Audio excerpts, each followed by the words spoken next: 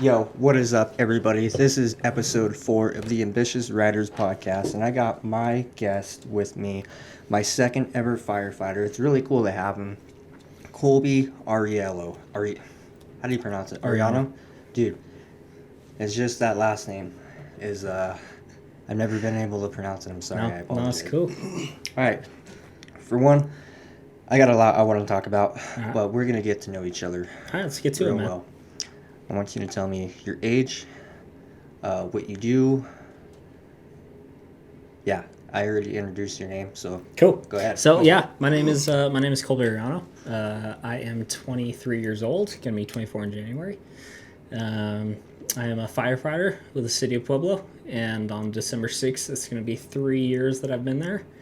I've been a firefighter. Before Sweet. that, I was an EMT with American Medical Response, AMR in Pueblo, and did that for a year. And yeah, it's my medical expertise right there. Sweet.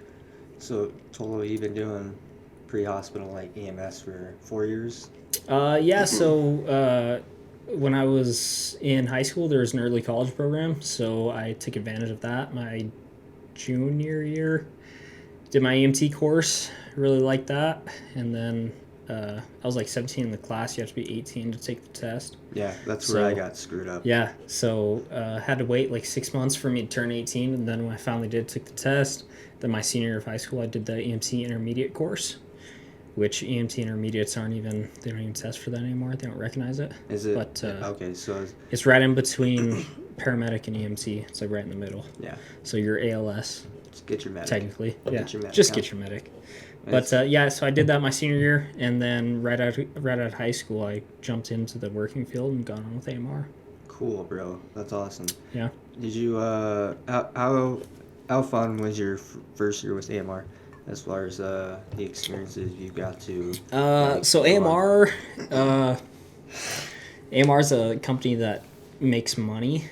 They're not funded by the government or anything, so they're trying to make money, which kind of sucks. They're not really in it for the people. They're in it to make the cash. But working with AMR was a hell of a time. I got a shit ton of experience in just 1 year, and that's something you need if you really are passionate about medicine and you want to pursue that career and kind of get better at it. Mm-hmm.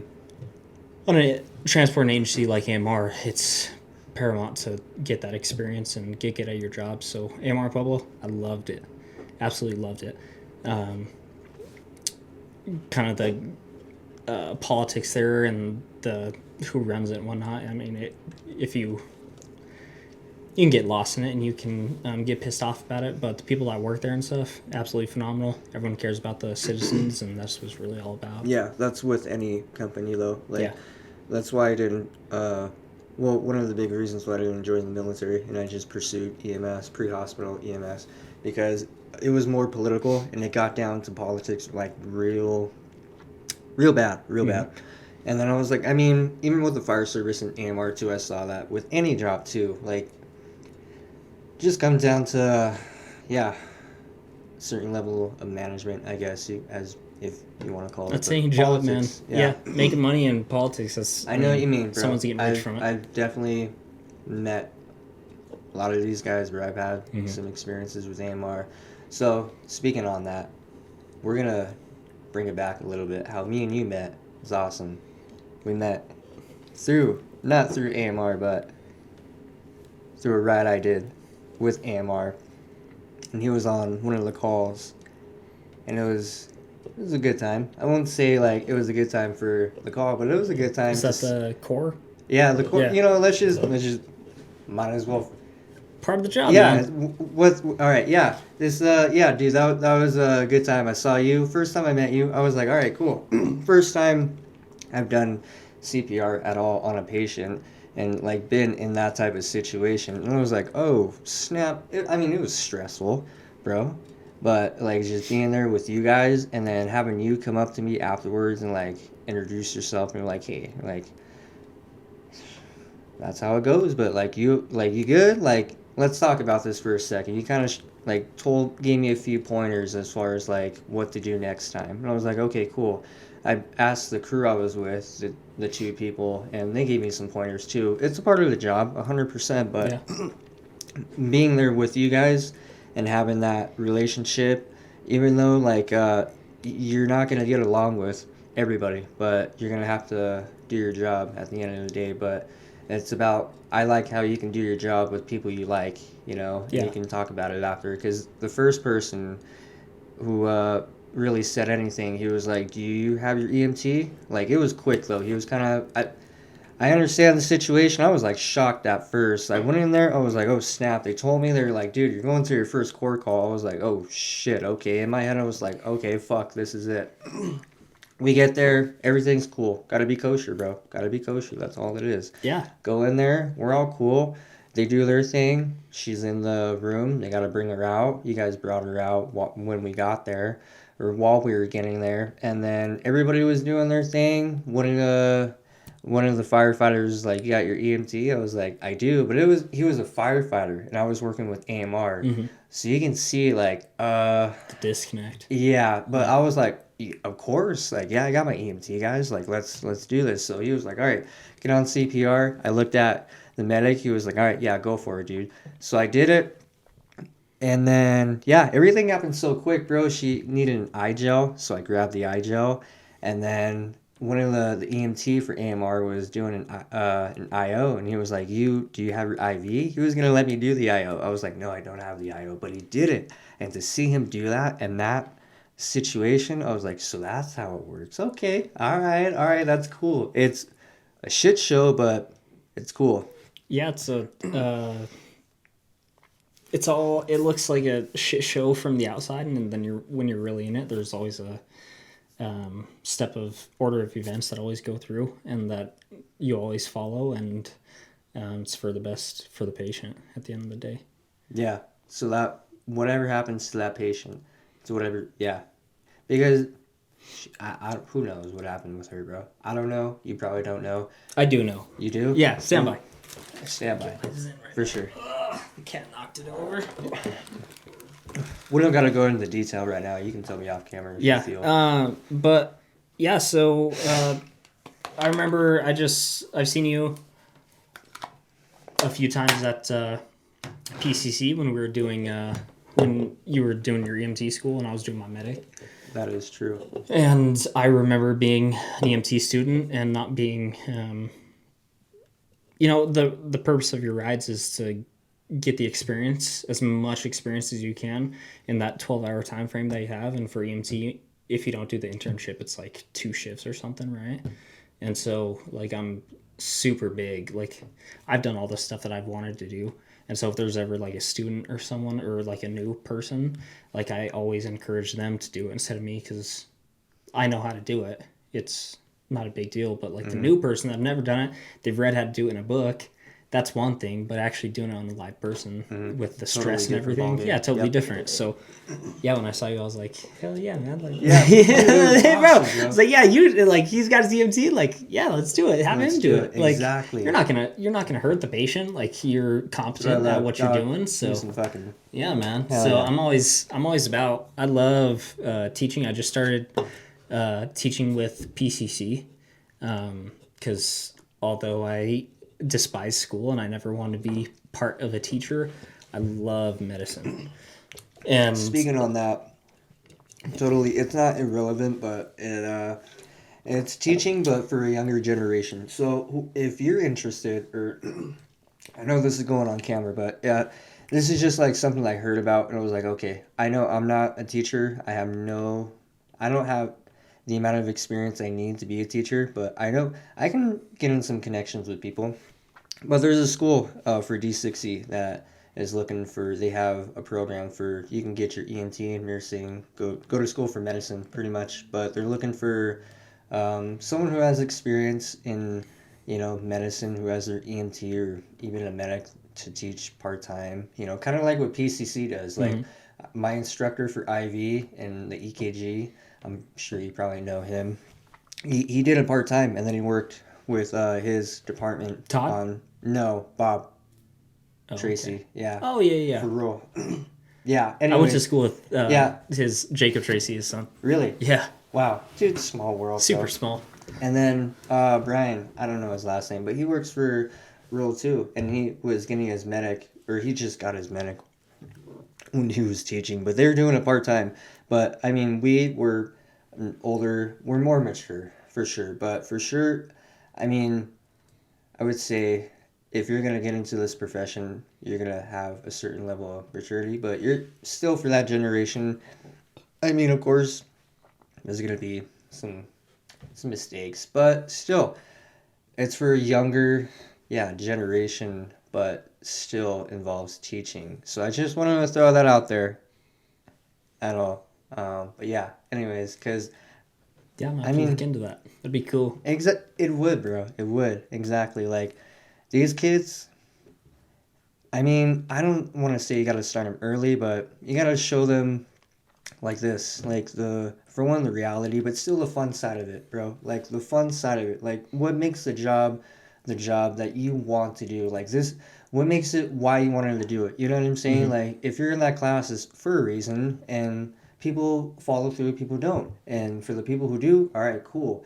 They understand this is what they want to do, but they committed, you know, Yeah. and you never know how far that can go. You know what I'm saying? So it's cool. Like with PCC, it's same thing. It's just like a bigger structure. You know, it's a community college, so of course it's gonna have the enrollment it needs, the mindset it needs for students to succeed. But I mean, still the program when I went through it, the kids were kept their head to the grindstone and did what they had to do to pass the class. You know, they were interested, they wanted to learn, and yeah, it was yeah. Anyways, okay, yeah, going back to yeah. So that is how we met. That was a fun time. That was great, and then we've talked since, and it's been fun, bro. I appreciate that, and that's something people need to know and understand, and it's a good feeling. You know, it's like all right, cool. Not everybody might agree again, but me and you both love this job, and it's like all right, cool. Personally, we can get along, you know, and that's all that matters. Yeah. But that was a great time. I was like, oh, snap. Everything happened so quick, bro. It was awesome. Yeah. It was awesome. Fast-paced job. Yeah, exactly. There's nothing slow about it. Exactly. All right. So, I'm going to bring up something. You got a belt buckle, right? The belt buckle? Yeah. The IFAFF. Okay. All right. How did you get that? So right when you get on the department, you go through the academy, and you see a lot of people, and they have that same belt buckle. They do. And it looks super sick. It does, bro. It's Yeah. like with hot shots too. Dude. They get a belt buckle if they're there for like I don't know. They get it for a reason. And I was like, I don't know what it is about that belt buckle. So yeah, there's no like rite of passage or anything. Sunbelt Graphics. It's this guy in like North Dakota. He owns a shop, and he like makes these belt buckles custom. And so when I was in the academy, I have a brother that works for the department as well, and so saw these guys with these sick ass belt buckles, and I was like, how do you get one of those? Like those are so dope. Yeah. And he's like, oh, like you just gotta text this guy from Sunbelt or email him from Sunbelt Graphics, and you can get it. He's like, do not do it on your probationary period. I was like, yeah, all right. So once I got off probation, I asked the guy, I was like, hey man, can I see your belt buckle? It has the Sunbelt Graphics, it has the like number on it. So I messaged the guy, and it takes him a long time because he's just like a mom and pop shop. It takes him a while to make your belt buckle, but he sent it to me. Oh, sweet. And Quality. so that's it. Yeah, but dude, everybody, like all the probies on the department are like, where'd you They're like, get what? that? Like, let me Where'd get you one of get them. that, Yeah. huh? So they're super sick. And I think that's kind of like a fire department thing. Kind of like the radio strap. Bro. Oh, you know, what is like, with that? So with the radio strap, like how does that work? Do you have to be like a officer? Like no, so like there's a guy in the academy right now who has one because he's been a firefighter for a while. But no, like right when you get on the floor, you can get a radio strap, and that's all. And what is it? Just a communication to? Yeah, it's like, you know, you have a radio, And if it's like the only place that you can put a radio is on your hip, and so sometimes if it's low or something, you won't hear it. So the idea of a radio strap, especially when you're in like your bunker gear, it's a strap, radio's right there, and then there's a mic that's attached to it and goes up to about right here, and then that's where the radio comes out of. So you can always, it's like right by your ear, so you can always hear it. It's like really good to have in when you're in bunker gear, because it's right there, and then your mic comes out right here, and even in all your gear and shit, you can still hear it, and it's easier to talk to right there. So that's the radio strap, and it looks super cool. Yeah, it does. When you're so yeah, it's like, hey girl, what's up, baby? Yeah, man. Yeah, all the ladies love it. That's right. All right. See, I'm gonna go back to that question you asked me.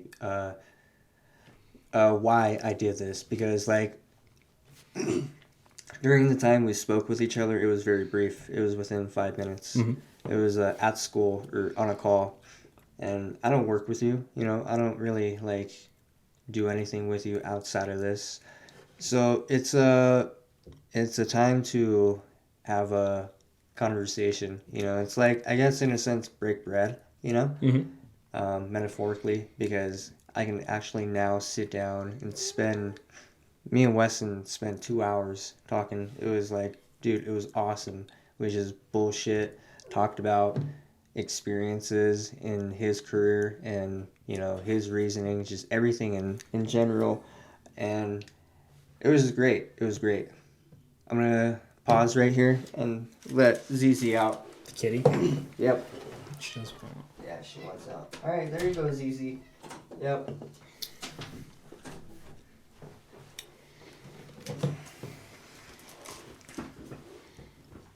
Yeah. So, it's a good time it's a good time for one, and it's a even better time to get to know someone on another level. So it's awesome. All right. I gotta think. I always get lost. I'm gonna bring it back. I'm gonna reel it back. I casted it. Now I gotta Reel it in. Reel it in real quick. How old did you say you were again? 23. 23. Yeah. Little young. Wow. Very Dude, young. I'm 20. Young for your career. Do people ever like say anything about how young people are these days for getting into in this the career? fire department all the time, man. Like, what about the old school guys? Do they ever? yeah, they're I know like, there's a man, lot I of have hazing, I have but- like kids that are older than you know, which is like right, like some of these old guys. Yeah, but at the end of the day, they respect you guys. Yeah, right? yeah, everything's all respected. Yeah, you know, dude. even the hazing when you're on probation, Pueblo. I mean, it's the culture is different every fire department, but for like I've heard horror stories of other departments, but for Pueblo at least, which is all I know, being on fire department, the hazing doesn't get out of control. They're still your brother at the end of the day, even when you're on probation. Brand new guy, every single guy on that department would still lay down their life for you. That's right. On a call. So, but yeah, there's always shit talking and shit. You know, I'm 5'6", 5'7" on a good day, and that's like another thing. Not only am I young for being on the department, like there's a guy in the academy that is actually like 22, and so I'm no longer the youngest guy on the department. So that's good. But even like, not only am I young, but I'm only a little short on the short side. And so like on probation shit, like going into the fire station, they knew that I was driving, and there'd be like phone books on the driver's seat, you know. Like, for you too, huh? Yeah. So like, man. shit like that. And so, you know, you can't take it funny, apart. bro. It's funny for sure. And like, I know I'm short. It's not a big secret. So yeah, you just like laugh it off. If you take stuff to heart, the fire service isn't probably for you. True. Dude, definitely wildland isn't for anybody then if you take stuff to heart. My first year, oh man, I'm going to go back to a few things you said, but my first year, this past summer, hazing nonstop.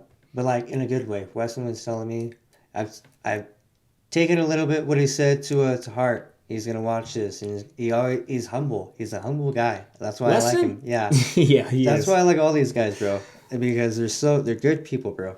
And he was saying how there's a difference between like actually like talking shit and busting your balls. If they bust your balls, they like you. You know, if they're doing stuff to put books on the seat, you know, because they knew you were driving, it's because they like you. If they dump water on you, you know, it's because they like you, you know? And I was like, it made me think. I was like, all right, so I just wasn't being a little bitch over this summer. Because I was like, damn, holy shit, bro. It was hard work for one, and then doing that while having everything else going on. Yeah, taking shit. Taking shit, bro. I was like, all right, fucking A. It wasn't shit talking. It was like just busting. At the end of the day, these people did like me. It's like, all right, cool, Rodeo. He knows who he is. I don't know if he's ever gonna watch this, but I always felt like he was giving me a hard time, but he was giving me a hard time like because I feel like he did like me. Yeah. And then all these other people too, they've been there for a few years. They got some years on them, but they're young too, you know? But it was a good time, and I feel like we did all get along. There's a lot of busting chops, but it was all because they knew I was a goofer, and I would be a little baby about it. So yeah, but it's good, bro. It's good. Yeah, it's like the rite of passage to be kind of accepted by everyone. You know, everyone's got to go through it. Like on the fire department, your probationary period, there's always people giving you shit. You're the one that's cleaning the toilets every single day, cooking, cleaning, everything. Anyone needs something, you're gonna do it. And it's kind of like at the end of your probationary period, you're kind of the hazing is done. Everything. It's like a rite of passage. Like every one of us has gone through this, and so it's just your turn. That's what it is. It's your turn. Cool. Hell yeah. Well, I have not yet to experience that as far as structure, but yeah. Well, then I can definitely say I've been hazed. So, you work for Pueblo. Yeah. How do you feel as far as not the politics, but like the job? Like, cause I mean, ideally, you would want to work for. Personally, I want to work for like New York. You know, somewhere that's gonna be all fire. You know, every day you're doing like 6 fires a shift, and it's like, all right, cool. But reality of it is most departments in the United States are structured to 85%, almost going, it's increasing. Numbers are always increasing each year because we're moving towards an all like ALS type. I don't know what you would call it, but more like EMS type calls instead of like all fire or like all fire. You have different type of rescues. You have like car crash situations. You have medical calls. You have like rescue situations in general that are just like out of the ordinary. You wouldn't expect. And it's not all fires, so it's. I was thinking too. I was like, all right. I mean, again, at the end of the day, Pueblo is very fortunate. Local 3. That's super cool. I looked into it. I was like, it's got some history. So, I mean, just speaking, I feel proud knowing I know firemen and knowing if I ever land a job for Pueblo, I would definitely cherish the opportunity because it's my hometown for one, and two, I'm getting to know these guys pretty like really well. And 3, I'm like, you know, yeah, I could go work for New York City or any other department, but I mean, Pueblo in general does see, because it's so small, even, I mean, in any other place, even Springs, Denver has so many different districts, so you have other places for opportunity and to see different types of calls, but Pueblo, I feel, is fortunate, and 2, it's just, you do see a lot of stuff. That's what I was getting at, is you do see a lot of stuff. You get a lot of fires. You know, we're not Denver where we have different districts. Pueblo's Pueblo. You know, Pueblo Fire is Pueblo Fire. So if there's a fire on the south side, I mean, we separate from Pueblo West, but there's mutual aid. Same with Pueblo County. But in general, in Pueblo vicinity, stuff does happen. You know, there's gunshot wounds. There's people getting stabbed, murdered, shot. Kids being involved where it's like, all right, this is definitely hard to take home to your family, or if you don't have a family, it's just hard to it's a hard call, or just shit like that. Anyways, how do you feel about that perspective? Speaking of about that perspective, how do you feel as far as your opinion on Pueblo? Do you feel, yeah, I could have landed another job at, New York City, or like, all right, cool, I'm set on Pueblo? Like, yeah, I do feel like Pueblo is kind of like one of the, not, I don't know, you could say number one. If you want to, like, preach about it, go for it. That was a little rant, but. Yes. So I was born and raised in Pueblo, so I love Pueblo. I have deep connections here. Pueblo being IAFF Local 3, that's like a huge deal. So I'm part of the e-board for my union.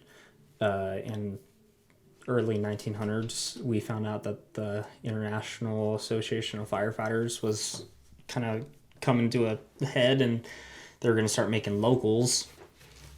And so right when Pueblo Fire Department heard that, everyone gathered up their money. Our little department gathered up their money and covered one guy to go to Washington, D.C., I think it was. So he took a train ride to Washington, D.C. And when he got there, turned in the paperwork to be IAFF certified. And I think it was Philadelphia and Chicago that they turned the paperwork in at the same time. So that was a coin toss, 50-50 chance. And don't ask me who won, but one of them's local 1, one of them's local 2, and we're third ones. We got local 3. I read that. Yeah, so nowadays there's like local 1,897. Pueblo was one of the founding members of IAFF as well. So it's cool. It's a huge deal. Like if you go to firefighter conventions shit, you say, yeah, I'm from local 3. They're like, holy shit, you're from Pueblo? Like Pueblo Fire Department is like known nationwide because we're such a low local. Like it's something huge to be proud of. And so exactly, I kind of was born and raised here. I had a brother on department, and so it was kind of a no-brainer to apply for Pueblo Fire Department.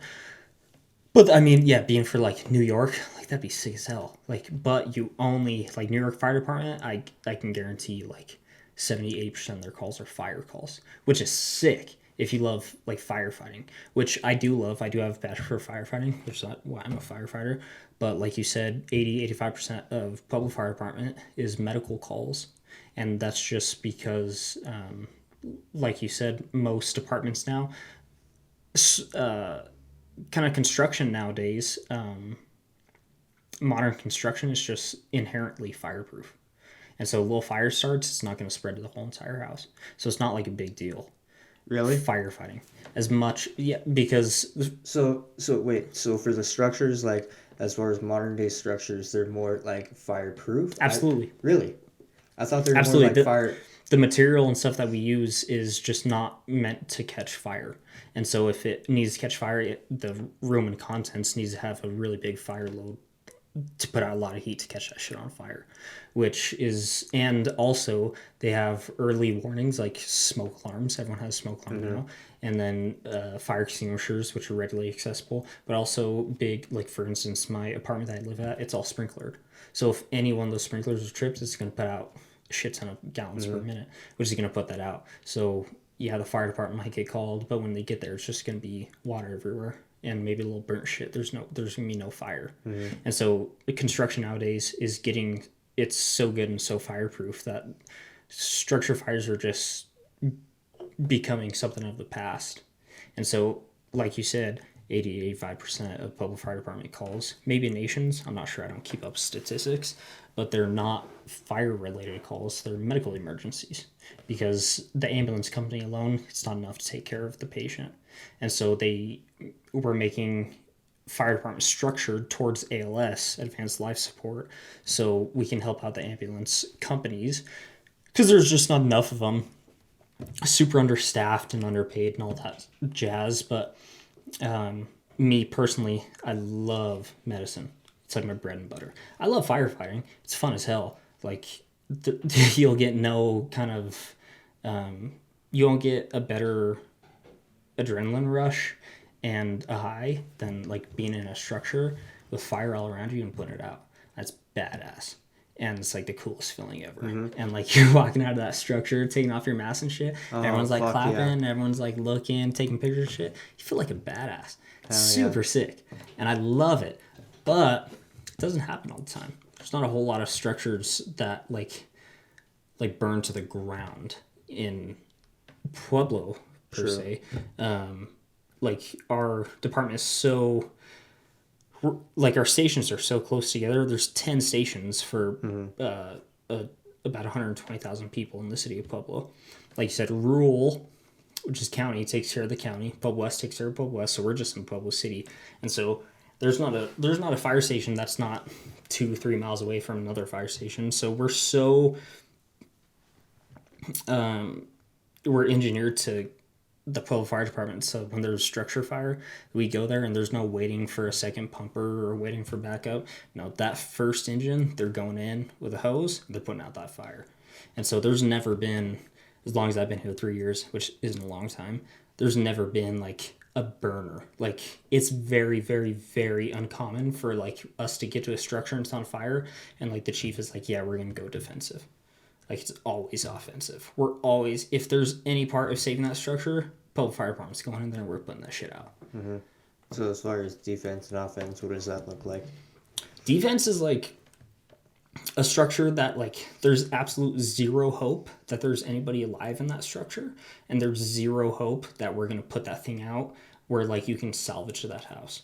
Like that's defensive. Like if we go in there, you're always looking at, so like you risk a lot to save a lot. You risk little to save little. So like if there's someone that we know is in that house that's possibly alive, you're going to risk everything. We're going to send the whole entire fire department to get that person out. So that's like offensive, risk a lot to save a lot because there's someone in there. Kind of defensive, we know everyone's out of that structure and the whole entire place is on fire. Like there's no need to do a search because there's nowhere to search that's not on fire. Then we're going to go defensive because you're going to risk a little to save a little. Okay. We're not going to put firefighters' lives in danger just to save a burning house. If that house collapses and kills a firefighter, you risk a lot to save a little. So, I mean, it's not a big deal for a house to burn down. At the end of the day, life safety is the number one priority for firefighters and for the citizens from Pueblo. Nice. Okay. So I've looked at going other departments and shit. I love Pueblo Fire Department. Get a lot of medical calls and whatnot.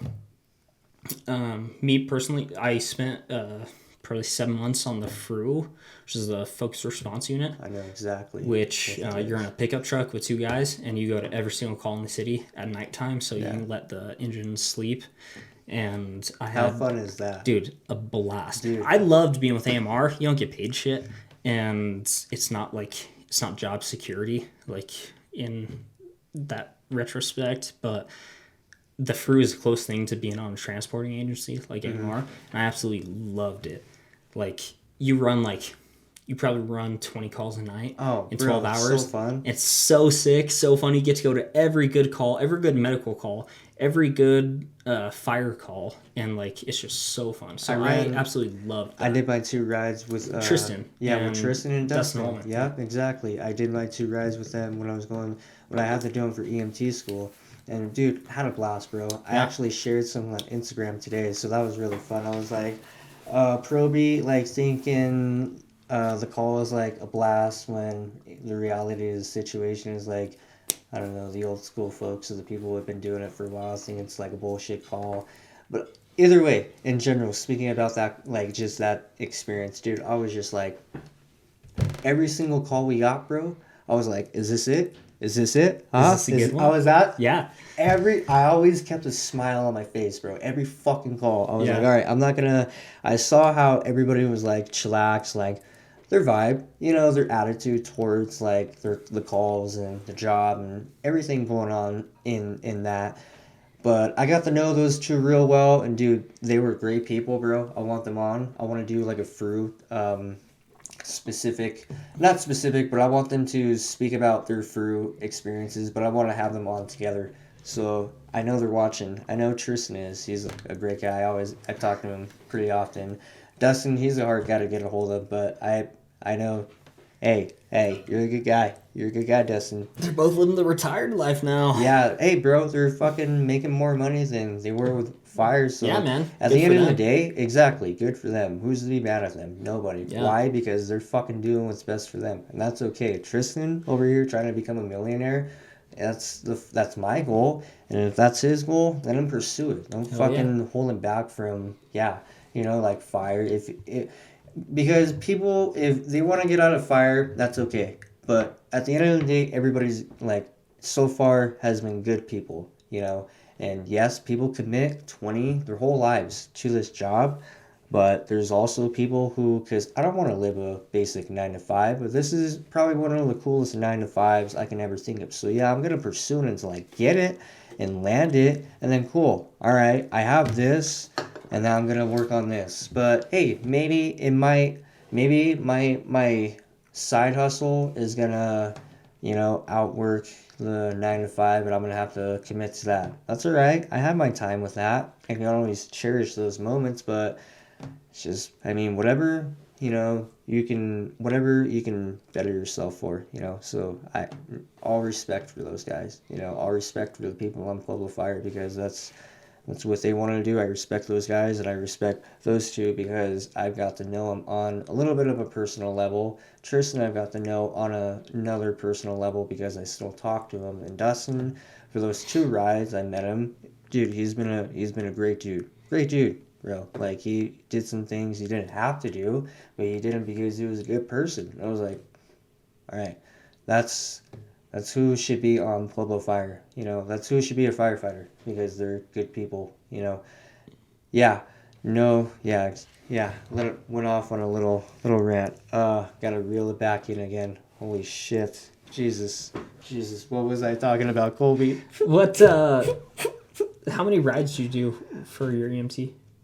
2. Just 2? Mm-hmm. Just with fire? When I did my internship the next semester, I did 12 rides. Oh, cool. Total. With the ambulance? Yeah, AMR. And then I did the 2 with Fru. I wanted to do some with Fru too, but fuck, man. The PCC was like, the politics behind that shit, They're like, we haven't been able to get in contact with Pueblo, but here's AMR and the other option or rural. I was like, well, I don't want to do it with...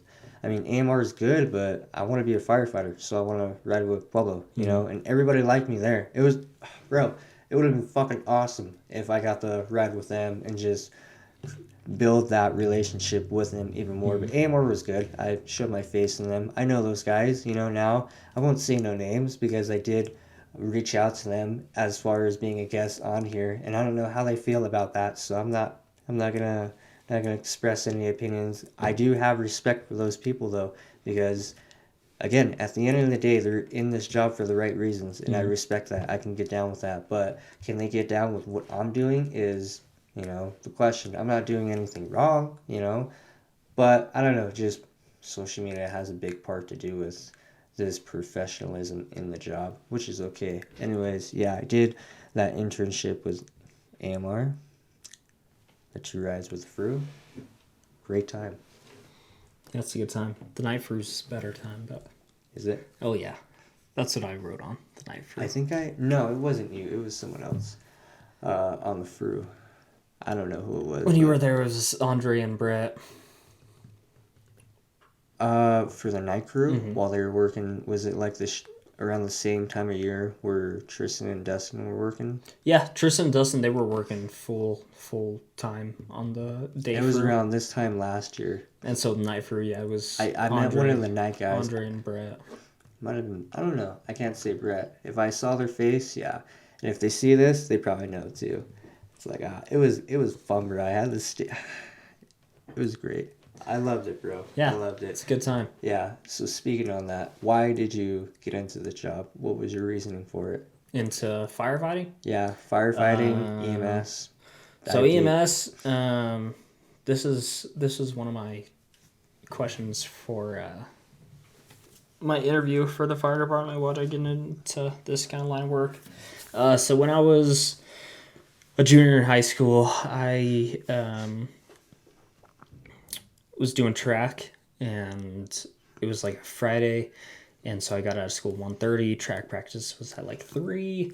And so right after school, I went to Wells Fargo on like Prairie and North, or yeah, I think it's Prairie and Northern, or Pueblo Boulevard and Prairie. And I was at the bank and I was about to turn in a check, and I heard like a big crash and much of a commotion. And so I looked over, and in the street it was a motorcycle that got crashed into by a car, and the people at Wells Fargo were like, "Oh my god, like call 911, blah blah." And so I like got out of my car and I just kind of like went over there and looked, and there was a guy that was riding the motorcycle that was like on the ground, like super messed up. Mm-hmm. And I remember I really wanted to go over there and kind of do something, but I didn't have anything that I could do. I didn't know what to do at all. And so I just stood there and just waited for EMS to show up, and the fire department showed up first, Station 9. And they came out and they blocked traffic, hopped out of their truck, and they just went to work. And I know exactly, now I knew exactly what they were doing, but like they were just going to work. And I was just watching all of it. Bro. Like there's the excitement, the adrenaline, you get on scene, everybody hops out, fucking does their job. They like packed this guy up, and then by the time AMR got there, they just put him on the cot and they took off. And I was like, holy shit, like that is so sick. Like nobody knew what to do. So what do you call when no one knows what to do? Call the fire department. Yeah. Fire department. Call the fire department. And so they came and they did their thing, and I was like, man, that's so sick. And so then, so it must have been my sophomore year, because my junior year is when I took my EMT. So I got onto that because I just like, I wanted at least some basics of kind of like first aid, medical kind of stuff like that, because my whole family does medical professions. And so after that, I did my EMT, and then I found out like, man, you know what, this is really interesting. I really like it. Did my intermediate. Then right after high school, I got on with AMR, and I was like, man, I really have passion for this. I really like doing it. So then my brother was already on the fire department. I knew that most of their calls were medical, and you can make more money doing fire department stuff. So I signed up and was blessed enough to get the job. Hell yeah. So that's how I got. That's awesome. That's how I got here. I love that. So you weren't like at a young age when you were like still in high school. Yeah, I was like 16, 17. I found out that's what I wanted to do. That was sweet. Okay. All right.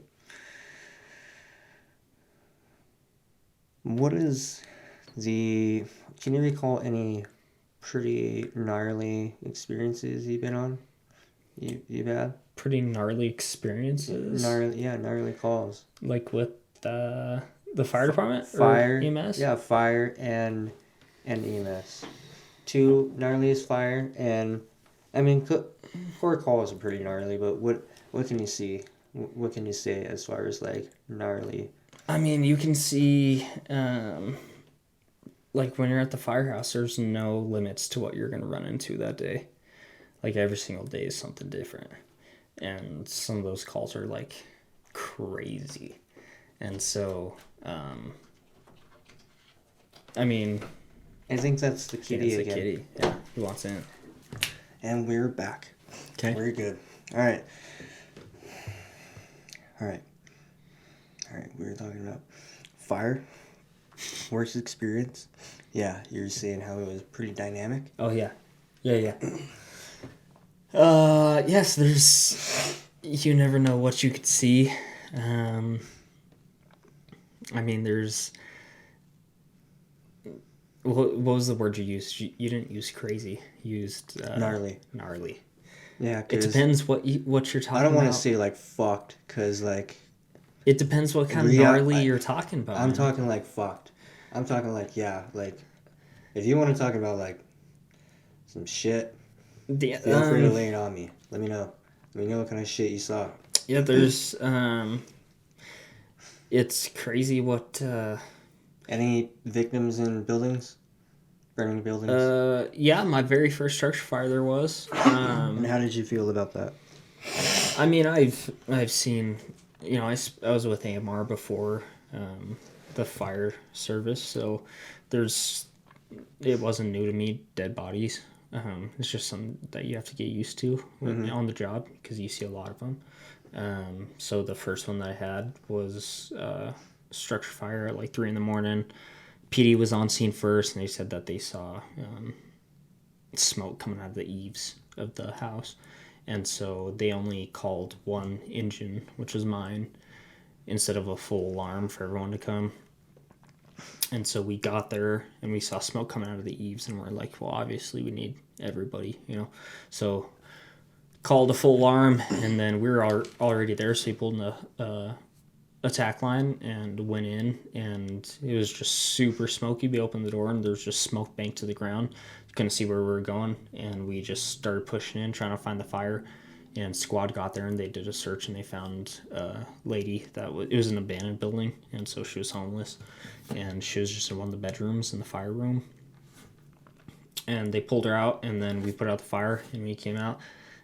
She looked fine. She had clothes on, and she had a little bit of like black on her and stuff, soot, but she didn't look like, she wasn't like burnt to crisp or anything. She had a little bit of soot on her nostrils and mouth, which most people don't know that like 95% of people that die in structure fires is not from being burned up, it's from the smoke inhalation. And so she died from smoke inhalation. She didn't have any burns on her body, and it was, we pulled her out, and I was like, it's sad, it's tragedy, but that's part of life. So that was like, you're kind of like way being baptized into this job. You're like, okay, all right, so... with structure fires at least. Yeah, structure fires. Yeah, I mean, in general, too, like, now if you go on a call, like, with dead bodies, I mean, you're kind of comfortable with the situation because you've seen dead bodies before, you've had some experience with AMR, too, but, yeah, structure fires, too. Yeah, it's something that everyone has to come to terms with and, be okay with if you want to do not just fire, but EMS in general, or honestly medicine in general. When you're born, you're automatically eligible to die, and people die. There's 8 billion people in the world, and not one of us is going to make it out alive. So death is really prevalent in the field, and it's just something you have to get used to. We're all going to die. It's not a secret. Mm-hmm. Yeah. So, that's a good point.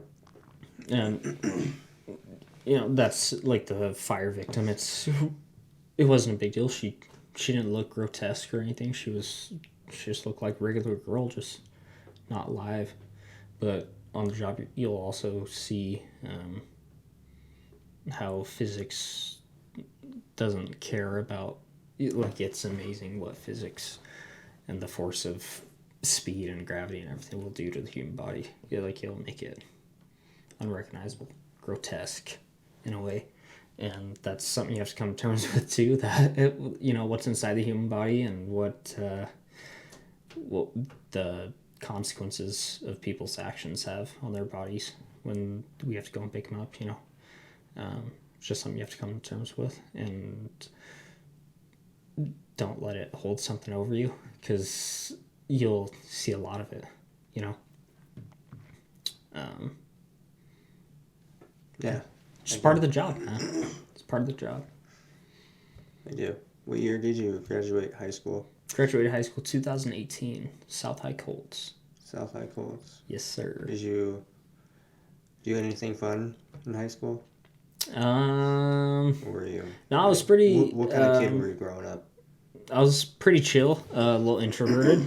Don't like going to like many parties or anything. I wasn't like my friend group, which I'm still friends with today, every single one of them. My dogs. We're all super chill, and they were all like partiers, going out to parties and shit. But I just like staying home and chilling with my brother. And, after the party, all the guys would come over to my house, and then we chilled there. But I didn't do too much. I don't think I was like super popular or anything. I don't think I was popular at all. I was kind of stayed to myself, my friends, and I didn't care to make new friends. Didn't matter to me if I was liked or not. Are you single? I am. Single man. Ready to mingle? Ready to mingle, buddy. That's how it is. That's how it goes. It's a cruel world out there. Cruel world. Cruel world. Hey. But like sports, my sophomore and freshman year is the only time I did sports because junior and senior year, my PCC classes, they were at nighttime. So my EMS classes, so I didn't do no sports junior and senior. But I did track and wrestling. I did hurdles. So okay, I'm a pretty small guy, so I wasn't like the best, but I had fun with it. I did track too. What'd you run? I didn't run, I threw. Shot put and discus. Cool. Yeah. You gotta be a big guy for that. My stature is just... I wasn't really big, but... I'm just not the biggest. Yeah. Not the tallest. You gotta have good technique too. So I wasn't the best. I ran the 110 and 300 meter. 300? Yeah, 300 meter hurdles. Or 200 meters. One of them. And so I wasn't the best at that, but I had fun. And then wrestling I was pretty decent at. But... You wrestled? Yeah. I did. I wrestled Weston. Yeah? Yeah, when he was at County. You met him? That's the first time. So you guys were on, was it a varsity match? Mm-hmm. God damn it. Yeah. I was towards the end of my career, I really wasn't about it anymore, and I will give him that, he did beat me. He's strong as fuck, man. He is. So, what weight? I think I was 113. He was wrestling at 113? Yeah. I think he weighs 200 now. That guy's stacked. 170. That guy's stacked to shit, bro. Dude. He's he so was stocky. I'm not too big. I was like, he called it a panza. Panza. He's stacked, man. Is that how you say it? Do you know that word? Panza? Panza. Panza? A little belly fat, yeah. That's what he said. Yeah, he's like, I got a little panza. I was like, Weston, me too. Yeah, everyone's got that. Everyone's got that. Yeah. You gotta... But... Yeah, dude, he's a strong guy.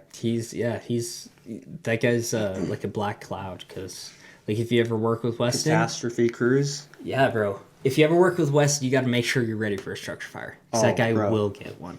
That guy's helmet, I think got on a year after me. So I have a whole year ahead of him. His structure fire helmet is burnt to shit, black, dented, super sick. And mine still looks like you've been in a few fires, but you're still a pro-y. I'm but dude, yeah, bro. Every good structure fire that's been since he's gone, he's been at it. Yeah, I guess Black Cloud. That's what I heard. People love it and people hate it. Every time Weston shows up, you're like, fuck. I guess we're fighting fire today. We're going to be a fucking fireman today, guys. I guess there's no sitting on the couch. Yeah, that's You're actually going to have to do work today. That's fucking right. That's why you got into the job, right? Yeah. Catastrophe Cruise is here. That's why That's why you get on, man. Yeah, exactly. If you gotta eat a shit sandwich, you gotta do it fast. Fuck, I gotta make sure I get on with Cruz one day. Every shift, I'm gonna fucking ask for Cruz. I'm dude, like, hey, Cruz, every shift, he's got something going. I'm gonna dude, we're gonna be buddies one day. I'm telling you right now, if I ever work for Pueblo and you're called Catastrophe Cruz, and I'm hearing this story from everybody, god damn it, I better have a name because I want to structure fire every shift. Yeah. Jesus. B shift, Cruz. Every bound to shift. Get one, man. Every shift. Oh man, I hope that. Hey, he's a good guy. Yeah, he is. But they're fun. I wanna experience that in my career. I will eventually, but for now, I'm just doing my own thing. Cause that dude, bro, nothing like it. Nothing like it. And the little things, just putting on that, what are they called? The headset when you go inside the engine? Dave Clark's. Yeah. Just like these little green things. And you can, you have a mic. Yeah. Get to talk to everybody. It's oh, hey guys, what's up? How's your day? Nobody can hear you. Nobody. Or at least you think. You feel like you guys are just, in one, It's doing a podcast. I was telling you, it's the coolest thing of being on a fire truck is wearing those things. So you drove, right? Yeah. So when you drive, I'm a boomer, but just staffing and whatnot. There's always we'll get into that off. And so speak on a boomer. What is a boomer? A boomer is someone who doesn't have a home. They don't have a fire station that they report to every day. So if you're a boomer, every single morning you work, call the chief. Chief tells you, hey, you're going to be at Station 7. Or you're going to be driving at Station 3. Stuff like that. So most time, based on my seniority, I'm at the top, or close to the top. And so pretty much every shift I'm filling in as engineer. And so in order to get a spot, if you want to be EMO or engineer, emergency medical officer, which is the medic on the truck, or the engineer, you have to take a test. And once you take that test, you'll place based on all the people who've taken the test, and then you interview for a spot. And then depending on how good you do on the interview, then you can bid a station to make it your home. Then you can leave all your shit there, your clothes. You don't have to call the chief every day to say, hey, where am I going? You know you're going to your station. So in order to take the test, though, you have to be ALS. So that's why people Is go that what you're to working medic towards? school. Yeah. So you're wanting to be an EMO for like a yeah, a so you can company? go either EMO or engineer once you take the test. It depends on what you want to be. It depends on the test you take. But so you can go engineer. So or does the EMO go inside the fire with everybody? Yeah, so whereas the EMO. engineer- So if, like, for instance, if you're first engine on the fire, then the EMO and the captain, they go in with a hose line into the fire. And then the engineer, he'll stay on the pump panel, make sure they have water, all that good jazz. Oh, sweet. So I want to be EMO. Partly because you get to be on the fire line, you get to be on the attack line, go inside. That's sick. Also because I really love medicine. I have like passion for that, so I want to be the head honcho on scene, making decisions and That's sweet. medically. So you drove before too, though? You were an engineer? So Or whatever that I've been was. filling in as an engineer for 2 years now. Yeah. How is that? So when you drive, does it get pretty hectic as far as like driving to the scene with traffic and everything? No, I mean, you take like a emergency vehicle operation course in the academy, and then you drive a lot during your probationary period, and so you got to be comfortable with the truck. You know, it's a 20-foot long truck weighing 40,000 pounds. You're like 6 feet in the air. It's a big vehicle, and it's crazy to think that it fits in like regular lanes because it's a huge vehicle. But if you get comfortable with that, it's just like driving your car, man.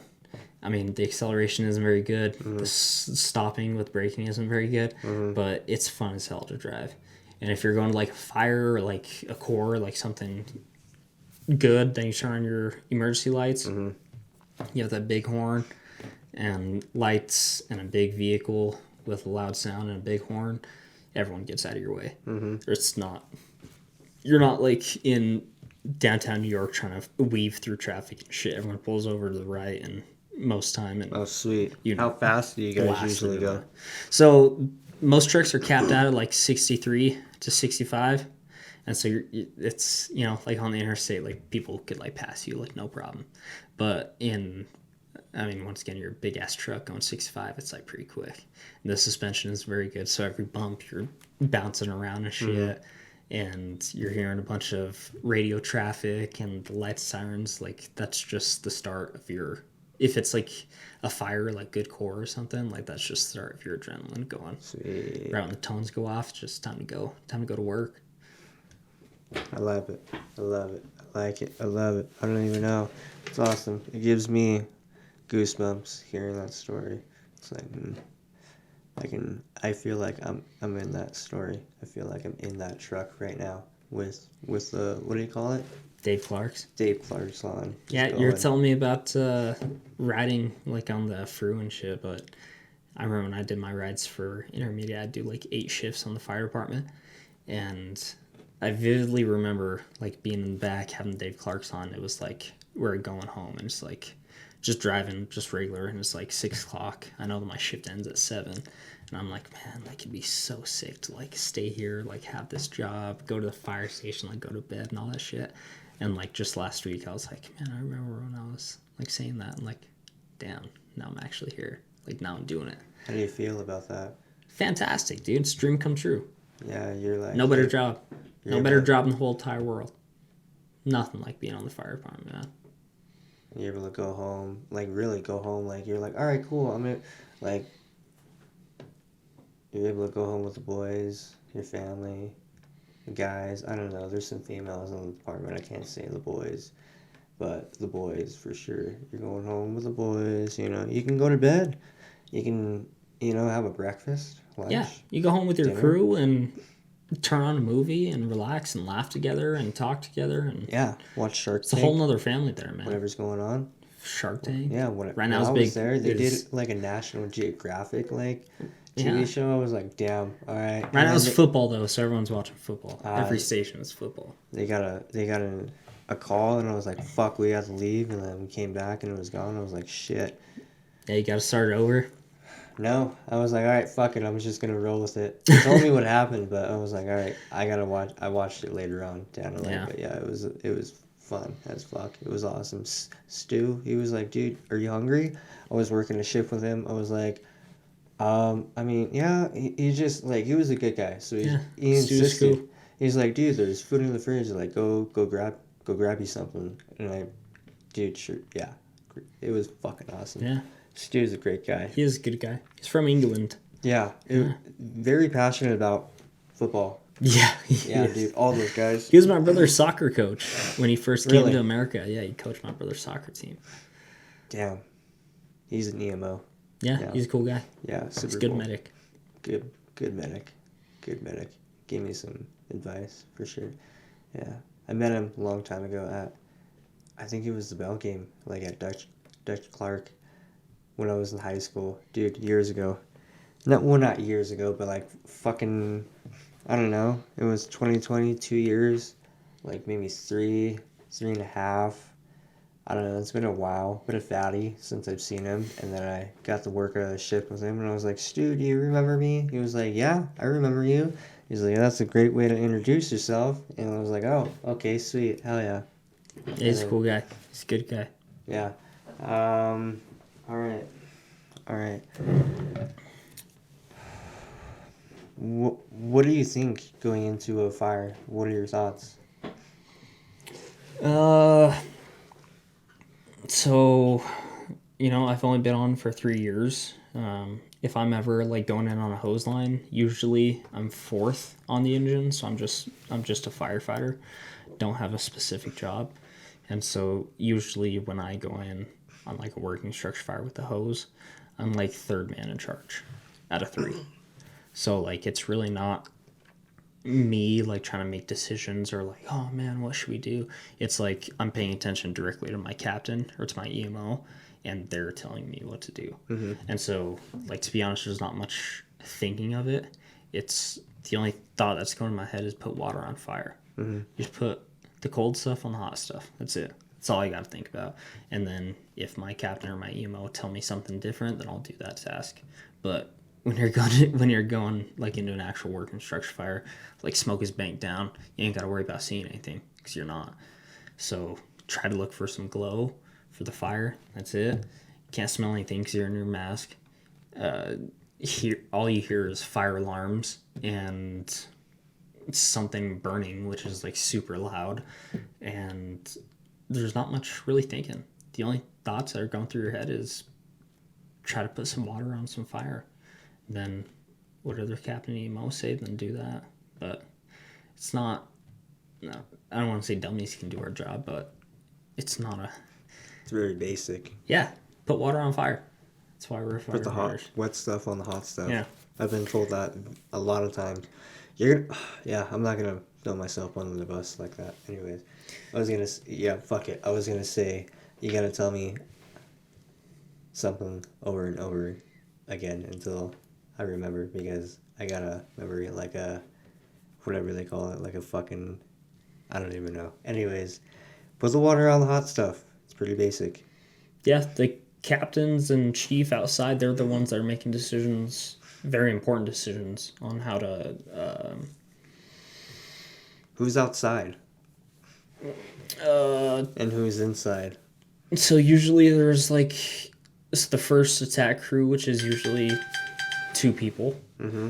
The EMO and the captain. And then the second engine that comes in grabs the other attack lines. There's 2 attack lines in there, which is 3 people or 2.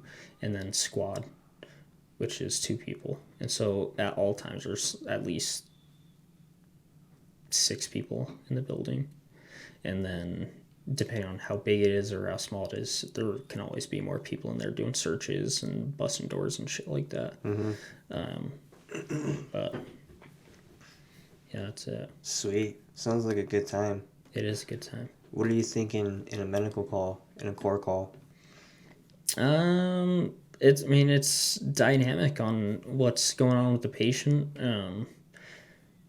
It's cool to think that whatever they can do in the ER at the hospital, whatever they can do to save someone who's stopped breathing and their pulse has stopped, their heart stopped beating, whatever they can do in the hospital, we can do right in your living room, right on the side of the road. What does it all come down to? Just like pharmacology? All comes down to depending on what's wrong with the patient. Good CPR, good management of the airway, and shocking if you can, and pharmacology, making sure you're fixing the problem with drugs if you can, or with simple stuff like not simple, but things like airway. They could be in cardiac arrest because they choked on a burrito. Mm-hmm. So all the CPR and epi and amiodarone in the world isn't going to fix them because they don't have an airway.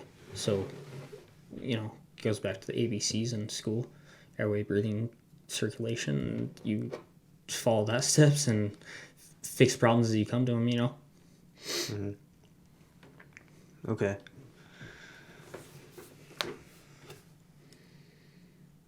All right, I can't freeze. All right. Reel it back in.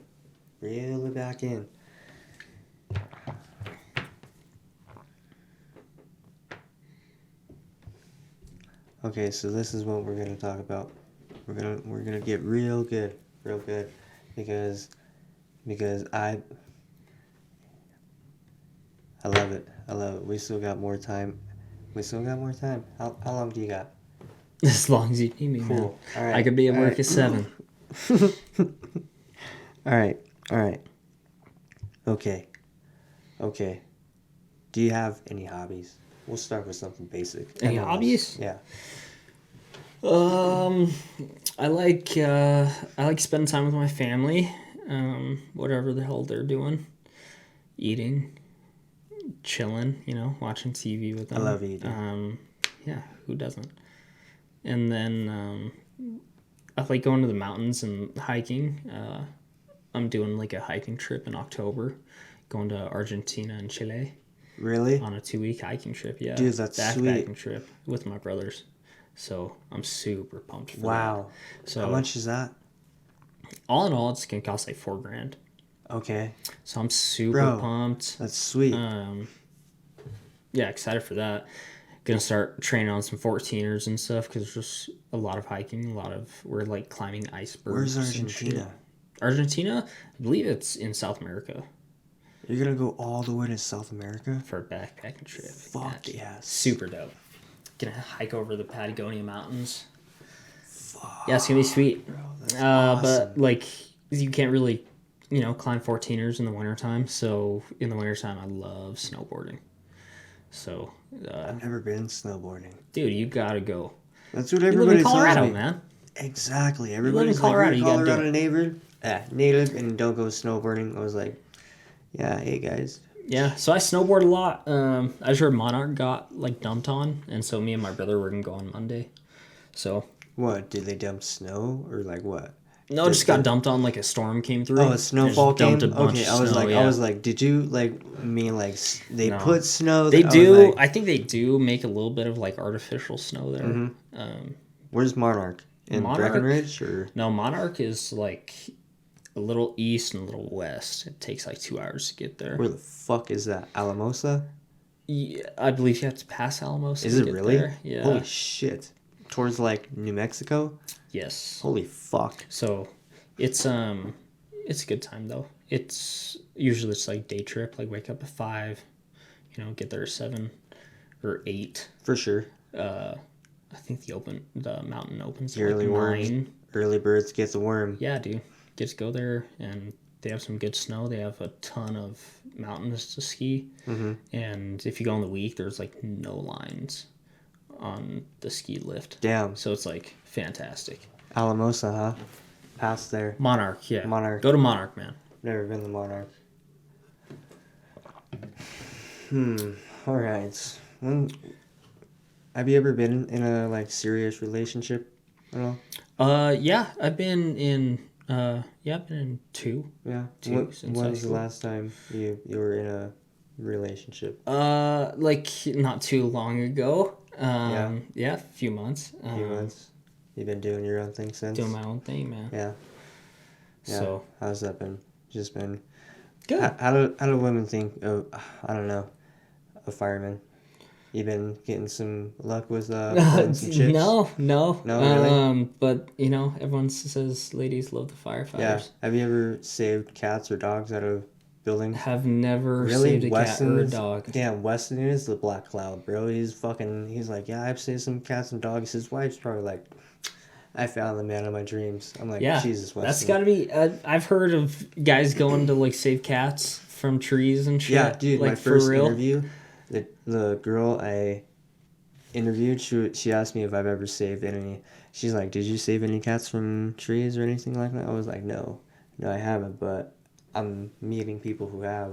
I don't know. Fuck, I know it's the aura. I don't get any. It doesn't work. I mean, it does, but it's like fuck. I don't know. It's Yeah, hard. I have never. We do carry like dog oxygen masks. Really. Yeah, for like if you take a dog out of structure fire and like you can put it on. I think that'd be pretty cool. But we do carry those, which is super cool to do. I've never done it personally, but That is cool. there's a lot of animals. I mean, people have a lot of animals. Maybe it's just Weston, the Black Cloud Catastrophe Cruise. I told you, if you want to get anything good, you gotta go To on West- Weston. yeah, You bro. gotta go with this. Fuck, what about Timothy? Timmy Trujillo? Yeah. He's on the truck. He only runs fires. What about the rescue squad? Squad?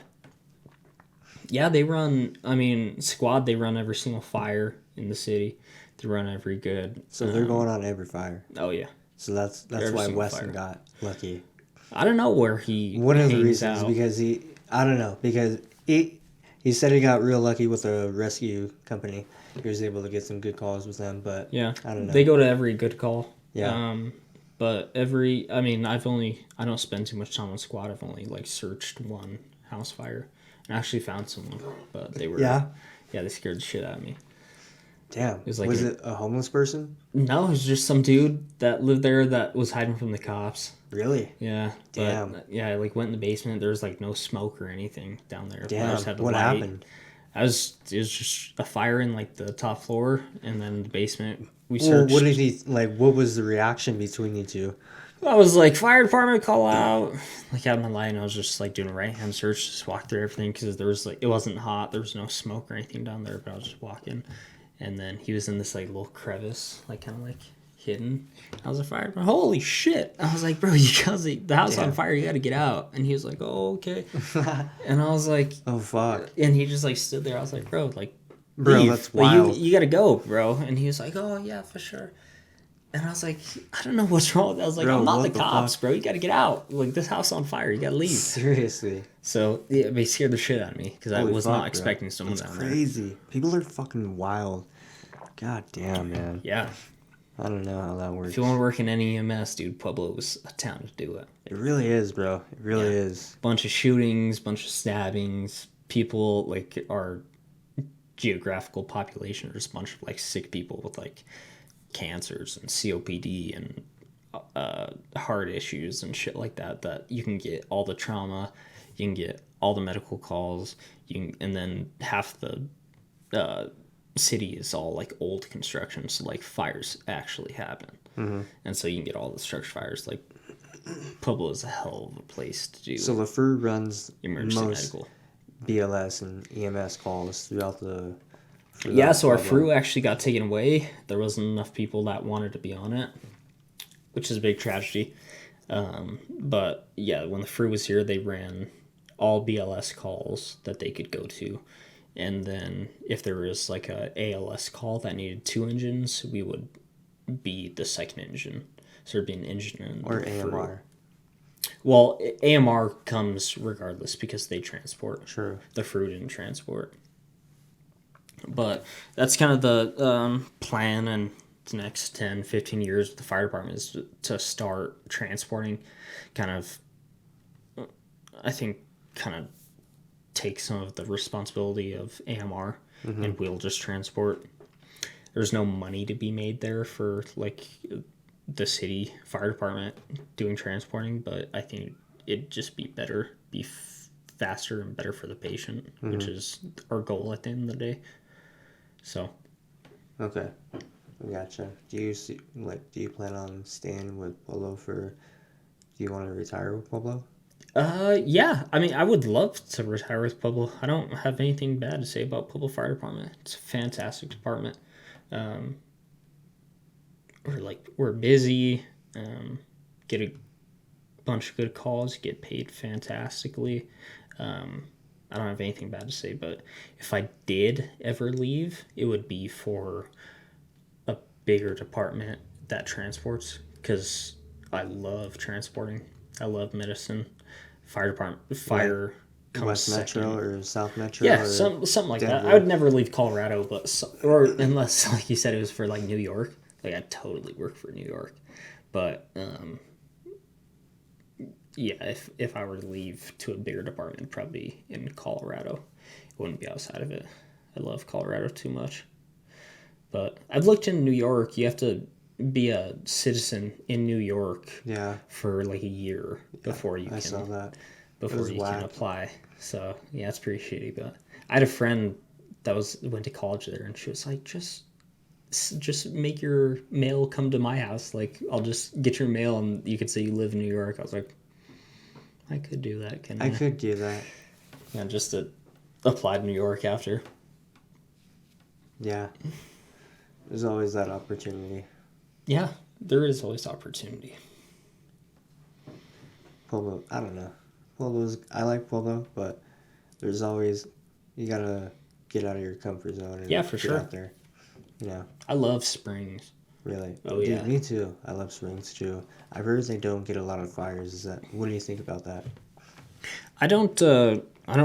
Well, because they're like, it's so big, they get a lot of EMS calls. And Springs too, it's not like Denver where it's different agencies. Springs is just one agency, whereas, I mean, they have Fountain, Security, Black Forest, and, I mean, Manitou, and Woodland Park, all that shit, but in general, it's like Springs is Springs. Springs Fire Department is Springs Fire Department. And they got one or two rescue companies, and everything else is just like engine companies, ladders, of course, and then you have, I think they have one ambulance, one transport. I'm not too sure, or something like the FRU. I don't know. I haven't looked into Springs Fire at all. Like, I don't know.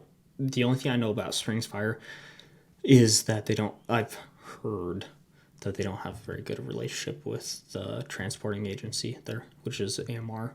I've heard they kind of butt heads. And so that's the only thing I've heard about Springs. And I've heard that some of their hazing gets out of hand. But that's all I've heard of Springs. Yeah, Springs is big. Yeah, bigger than Pueblo. I can understand the hazing. So, yeah. What kind of hazing are we talking about?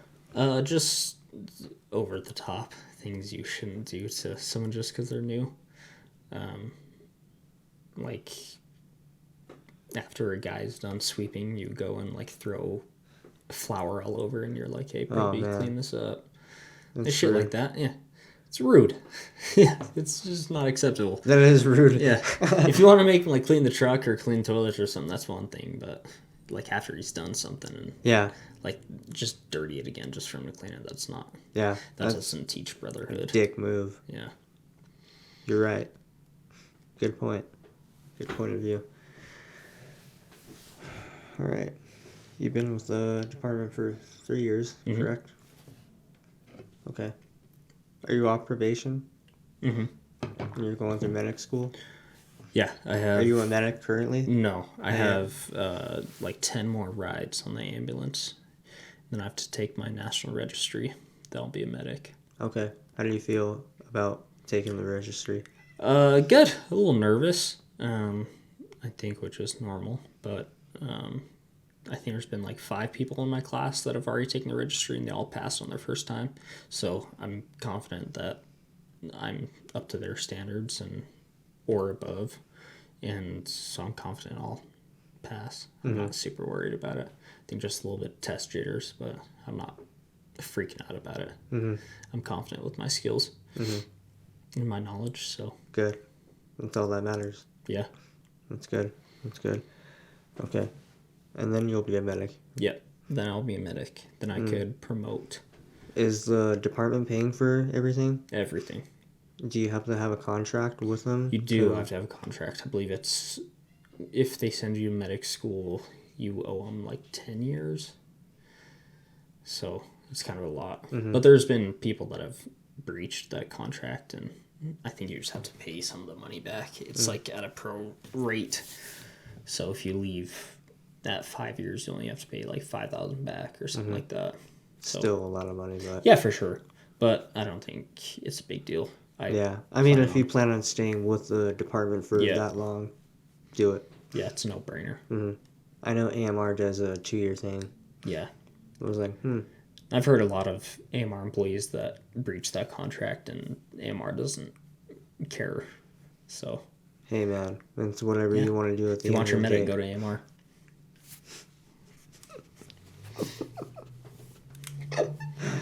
Yeah, that's exactly. Yep, point closed right there. That's great. I was thinking that. I don't want to say it, but I was like, yeah, I was thinking that if you want your medic, go to AMR. Yeah. Do it. Yeah, we're not advertising AMR, but hey, AMR should sponsor me, huh? Do it. Yeah. Go to AMR. Get your Ask for EMT first. Yeah. Get your EMT guys, and then go to AMR, and then Go to medic school. go to medic school. You want to do this? You want to be whatever you want to do. Flight for life, firefighting. You want to do whatever. You want to do search and rescue. You want to do that stuff. High angle rescue. Get your EMT. I don't know. What can you say? Get their EMT? Yeah, if you want to start this journey, Start this journey. get your EMT. Don't And then- waste your time with your emergency medical responder or CPR or anything. Just Forget go- about it. just go Forget about it. straight Don't to be a EMT. nurse. A nurse? Why? Why a nurse? All my aunties are nurses. My uncles are nurses. They just started, PCC just started the medic to nurse program. Yeah. Medic to nurse Just bridge. get your Yeah, if nurses. you get your medic. then- 4-year program for a nurse. Hey, I mean, If I'm you just dogging on have your nurses. medic, though, they cut it to 1 year. It's only 2 semesters, and you can become a nurse from a paramedic. You know, I love firefighting. I love this job, so there's always that relationship. Anyways, no disrespect to nurses. You guys do 4 years, but we're gonna butt heads in general. I mean, that's just the way it goes. You guys do 4 years, and then I had to go through a 3-month program. I mean, 6 months, but still, this guy's going through 2 years, got his EMT. So I mean, mine is all right. A lot of experience and a lot of schooling. So I mean, for a medic, okay, you do have to go through more schooling, but for an EMT compared to a nurse or an MA, I got like 6 years worth. I mean, I got my IV, did that EKG class, did that internship, so that was experience, but it wasn't like those 2 classes, the IV and EKG, were like 2 weeks long. So anyways, the EMT school was like 3 months. So, and then like ever MAs have to go through like 9 months, or nurses have to go through 4 years. All these other people have to go through this many years. I'm like, oh my gosh. Jesus Christ. You gotta commit for that long? Are you telling me I have to commit my life for 2 years in school to get my... Alright, paramedic I can do, for sure, but not right now. A nurse? 4 years? Jesus. Maybe. I don't know. You might have me fucked up right now, but... No. The answer is no right now. But, hey, I can do CPR. I can check their pulse. I can do a lot of things an MA and a nurse can do, I guess, right? Right now, I mean, it's pretty basic. It's not, like, stupid. You have to get experience to, understand everything and kind of get the feel and be comfortable for the situation. That's what it is. But, I mean, in general, it's like, wow, 4 years to be a nurse? For what? So she can know as much as, like, I know in 3 months. All right, but it's cool. You make more as a nurse. Cool, for sure. You can work in an ER, all that shit. Just a rant, big rant. I mean, every single medical profession has their place. I think I respect the hell out of nurses. I mean, they can give a ton of drugs. They can do a lot of stuff in the ER. I respect the hell out of them. Nurses aren't, like, in the field profession, though. If you want something first responder shit, a nurses really isn't. Personally, I don't think a first responder. Respect to all the nurses, though. But, I mean, nurses in the ER and shit, I guess that's first responder. I mean, we bring them to them, and they're part of that emergency medicine kind of triangle. Exactly. And, yeah, they can do a lot of stuff. My brother just graduated nursing school, so respect to him, for sure. Hell yeah. Respect to him. Power to him. Power to him. Sweet. 23, right? Glorious 23. You got into this career when you were 21 or 20? I was 20. 20? Damn. Yeah. So you were 21 after your Proby year or like after your AMR year? So you were 19 when you got on with AMR? I think I was 18. Damn. And then you were 20 with Pueblo? Mm-hmm. Word up, son. Anyways. So when you turned 21, how was that with the boys? When I turned 21, I was in the academy. Oh, for sure. How was that still with the boys? And the instructors, did they give you a little hazing? No, like like that the weekend I went up to like Pagosa Springs or something to celebrate my 21st. Got like, had a few drinks there and shit, but in the academy the day of, I went to work like usual. I think I brought a cake for everybody. Everyone ate some, but like right after lunch, we were doing like the driver operation course, and my license expired on my birthday when I turned 21. And so I took it to my instructors and I was like, hey, like my license is expired. And they were like, all right, you need to go to the DMV right now and get a new license because you can't drive a fire truck without a license. So I left the academy, went to the DMV. If you have a DOI, how does that affect your employment with so you can, it depends if you get it if you're trying to get on with the fire department or if you have it when you're on the fire department. But most times if you get a DUI, you can't drive. Your license is... I've never gotten one, knock on wood.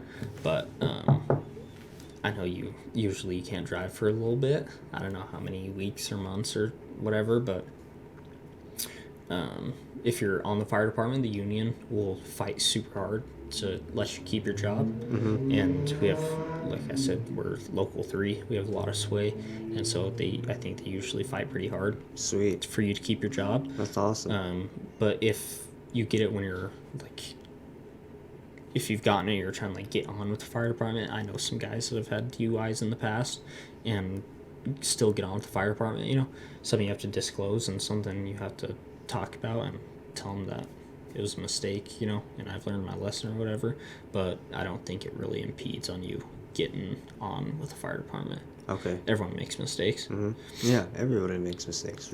Everybody who got a DUI. Hey, not me. All right? Knock on wood. Knock on wood. Yes, sir.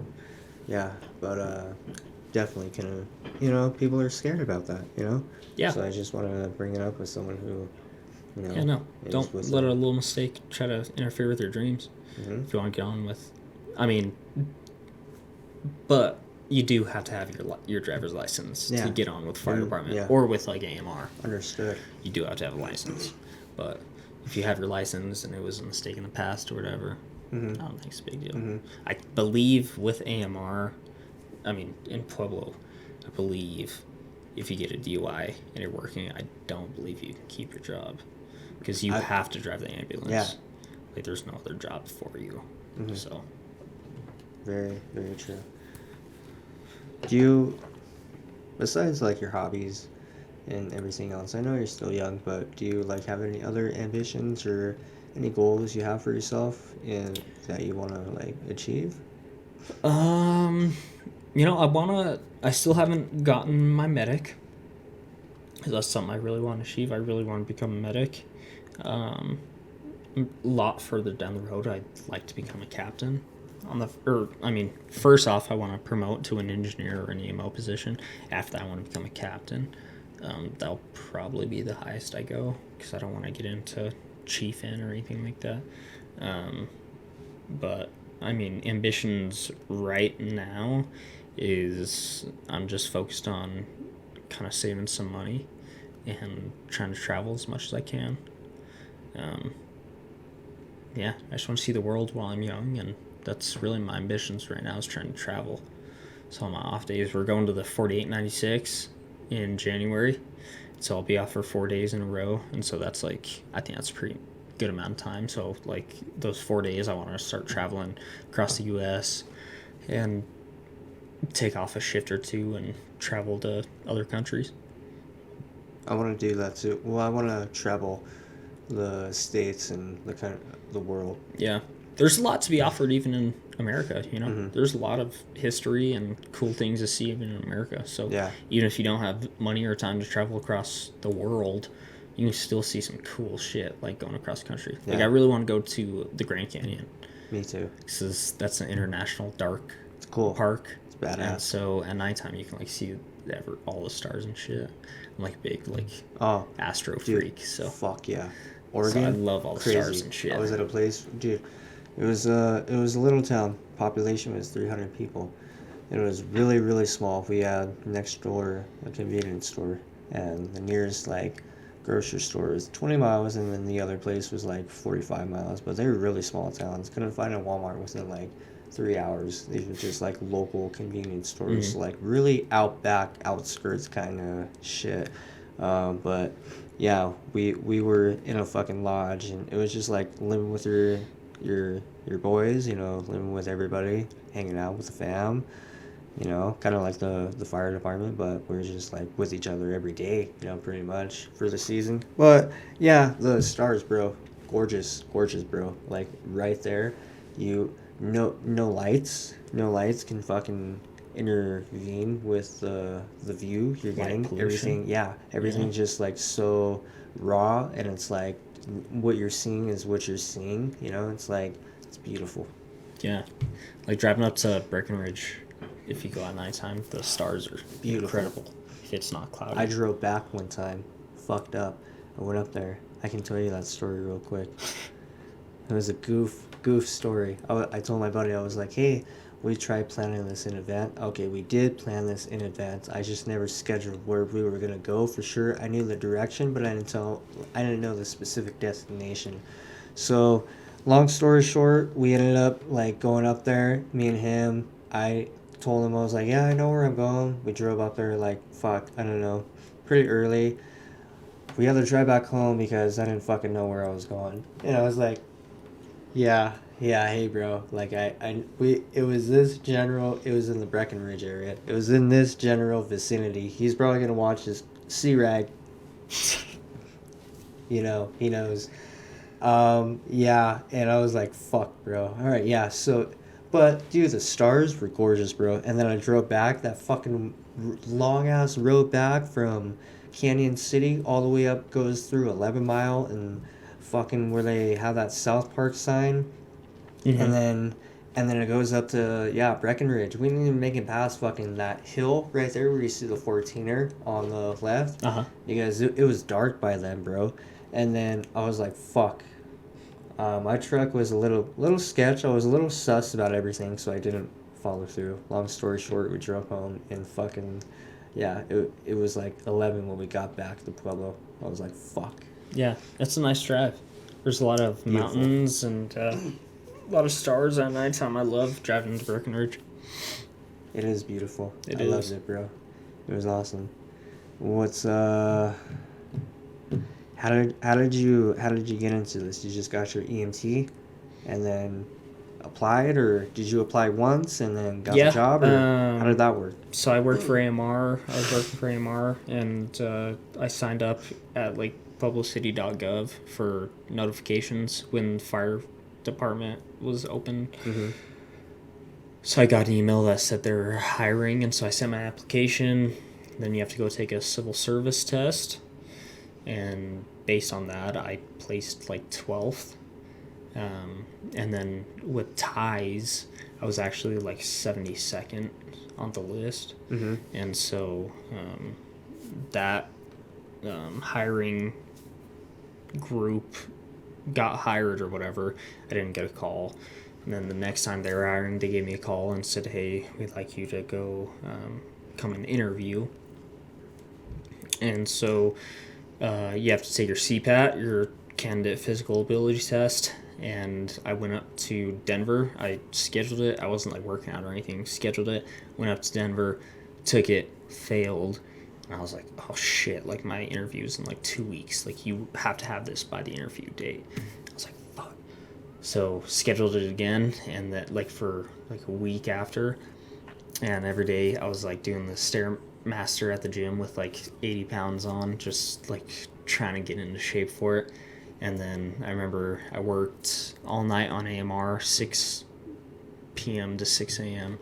Got off at 6 a.m., drove to Denver, took my test at 10, passed it, and then I had my CPAT certification. Then you go to the interview, you get interviewed, they like you, send you a contingent offer, and then that contingent offer is based off if you pass the personality test, the health screening, and all this other jazz. Sweet. And so after you do the interview, if they like you, if you're not crazy, or if you can pass a drug test and mental test, then you can get the job. That's awesome. So yeah, my academy had 8 people. Hell yeah. What year? 2019. Then my academy got cut short like a month because of COVID. COVID happened. Everyone was getting sick. They needed people on the floor, and so everyone with an EMT, they were like, "Hey, this is your last day of the academy. Like, you start your new shift on Monday." Really? Yeah. Holy shit. So that's wild. I thought I had like a whole nother week or a whole nother month to like prepare to be on the floor, and they're like, "Hey, you're actually B shift. Like 2 days, you're gonna be on the floor." Damn. So it's like, oh shoot. Yeah. Yeah. So they just kind of threw you to the wolves. I'm really. This is it. This is not a drill. Yeah. This is not a drill, guys. This is the real fucking deal. All right, I'm a firefighter. So when? I had my Tell me the EMT, date. and yeah, it was time to get to work. So yeah, I was Baptized into it pretty quick. Right in the middle of COVID, man. Fuck. How was that? A lot of change, a lot of wearing masks, and How was like the calls? What did you see? same old shit. Yeah. Yeah. Nothing too crazy. No, I mean, like every other call was like It was just like a.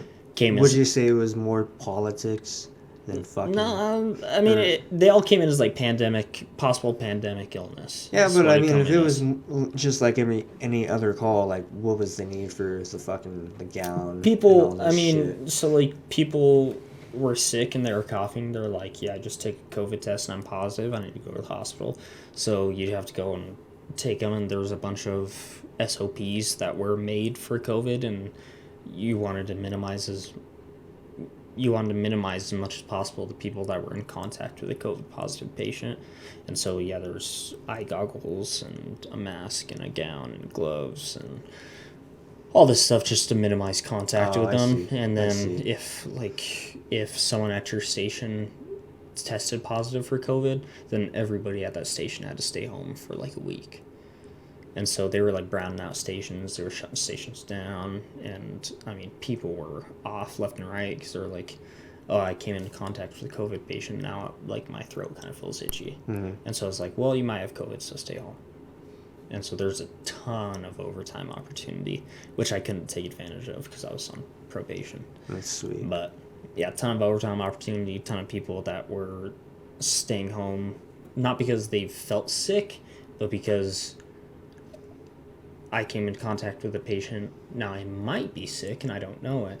And if I go to this station, I could transfer to other people and then I could get in trouble with the job. Yeah, So I see.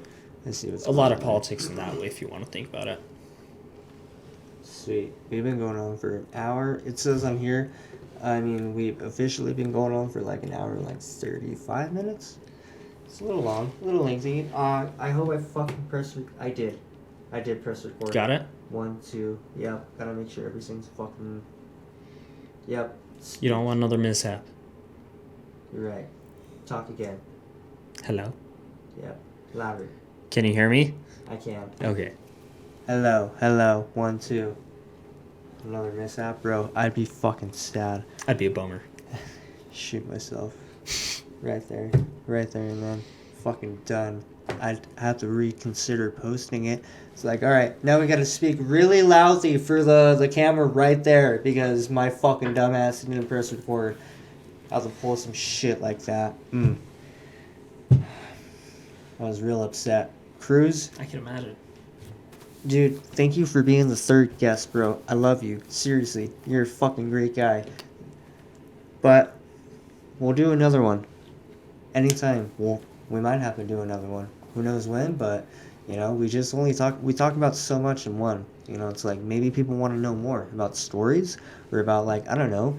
There's stuff I want to know, but take it from the viewers, man. Whatever they say. Exactly. Whatever they want. Exactly. But you also say so much that it's like you touch on. So far, everybody's touched on, and I like it, but it's like I get lost in the sauce already, and then I rant what's going on right here. But hey, fuck it, because I like to let the guests speak too. But a little rant, anyways. It's just I don't know. It's what makes it. It's what you got to do to grow. What you got to do to grow. That's what I'm gonna do. If people want a number 2, that's cool. You tell me what you want to see, but I also probably want to hear some other things that I thought of initially, but I forgot because I got lost in the sauce. And that's okay. It's easy, fucking easy to do, but it's okay as long as you're all kosher, sliding, riding the wave. You know what I'm saying? That's all it is. Good vibes. The Beach Boys. I saw them live at the Southwest Center. It's pretty badass. It was alright. I won't lie to you because it was only one person. I think the other person passed. The others passed away. I was it's still in high school. I was 17. Yeah, and I saw the Beach Boys. I was like, alright, cool, hell yeah. Wouldn't it be nice if we could wake up? Yeah. Fucking number 1 song. And then the other one, Kokomoto. The only 2 good songs. The other ones, I didn't fucking know. I was like, shit. I like Beach Boys' Christmas album. Yeah? Yeah. I haven't heard Christmas spirit. I love Christmas. How do you feel about Christmas? I don't mind it. Yeah? Yeah, Do you have your Christmas tree up? I don't. I live in an apartment by myself, so okay, yeah. I don't have any Unfortunately, I don't either. Yeah, so, but, I like Christmas time. Me too. It's fun. Being How with was family. Thanksgiving for you? Good. Ate a lot. Good. Drank a lot. And good. Yeah, good. It was a good time. I didn't good. work. It's always good. Yeah, dude. Fuck yeah. Did you know well, of course you did, but have you worked a few Thanksgivings or what? So yeah, I've worked a Thanksgiving and I've worked a Christmas Eve and a Christmas Day. How was that? You guys selly pretty hard? Not pretty hard, but you guys pretty. Yeah. So family, last year, all my family all works in the medical service, and so we always work. Everyone in my family, everyone always works on Christmas Day. And so we try to make a Christmas Day a little earlier or a little after the event, so we can celebrate as a family together like that. Sweet, nice. But for instance, last Christmas I worked on Christmas Day. It was busy as hell, doing a bunch of shit, bunch of medical calls, a few fires. Sweet. Super busy. In one shift, a few. Yeah, the turkey catches on fire. Oh, or they burn. It wasn't a whole structure. What did you guys do? Go and put a fire extinguisher on them? Yeah. God damn it! No action. Little fire extinguisher. No action. No hose on water. A little. It was super busy. The captain that day, he brought his crew presents. Oh, and so nice. Yeah, so I got a little present, a little koozie. What was it? A koozie? Yeah, that had a bottle opener on the bottom. It? I do. Yeah, it's sick. It's made out of hose. Oh, really? So yeah, it's super cool. Has Pueblo Fire Department logo on it, and I use it all the time. But we, I use it all the time. We had a good dinner. One of their wives brought a Christmas dinner, and it was actually lunch, and so we were eating shit all day, and we watched Christmas movies all day. So it was a good day. It was a super good day. Dude, hell yeah. I love it. I wasn't sad at all that I was working Christmas Day. Dude. Because we had a good time. That is a good time. I love to hear that. It's fucking sweet. I can't wait for those memories. Until then, sweet. You got any advice for anybody listening? Any fucking... Oof, advice? Yeah, dude, put you on the spot real quick. God Shout damn. out. Yeah. I don't want to be all... What do you got to tell people You who know? are wanting to get into the fire service, who want to get into like the medical? I mean, this is specifically for firefighters. I'm sorry, I love the fire service. You know, NYPD. NYFD. Jeez, FD. I mean, people, we don't like to say heroes, but it's a cool name for what we do. I mean, it is. It's just the humble fact about it, but it's a cool name for what we do. We don't like to say we're heroes, but we're like, fuck. All right, cool. You want to call me a hero? I won't say no, you know? I mean, you will, but it's like, it's cool, bro. It's cool. Have you seen that video where it was recent, the New York Fire Department, they rescued someone from like a burning building from, I don't know. It was like repelling? Yeah, Yeah, it was crazy, bro. Yeah. That was crazy. That was pretty badass. Exactly. I definitely, I mean, I don't want to be called a hero at all. I saw this funny shirt that says, "I'm not a hero, but I work with heroes." Exactly. That's how I feel. I'm not a hero. It's fun, bro. But I definitely, there's some guys on the department that, like, you've been an absolute hero. Like, Timmy Trujillo, that guy saved a kid from a burning building straight up. Like, he's badass. That guy's a hero. But, advice for anyone trying to get into, like, the EMS shit show? Yeah. I don't know. Just, you know, you got to get your EMT. Try to get some experience. Don't be discouraged by, you know, bad calls or something that you did wrong. Because you're, you know, everyone's got to learn. Everyone's got to start somewhere.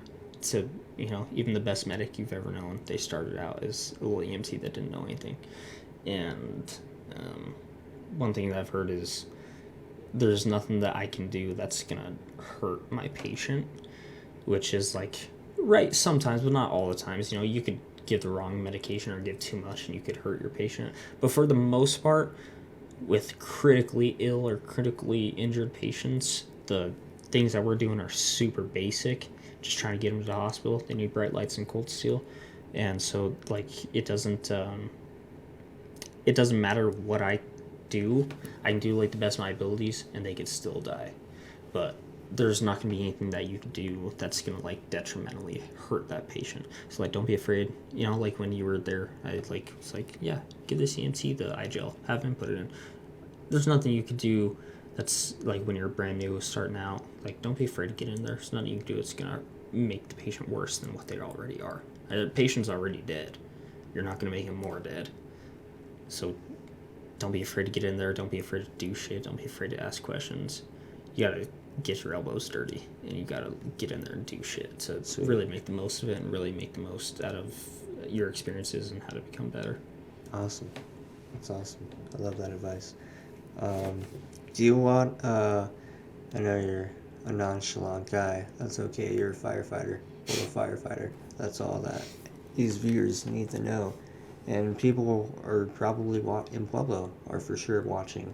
Springs, I don't know. We'll see. But this will grow, and people are going to watch around the world, and they're going to watch around the United States. And it's going to be like, oh, Local 3?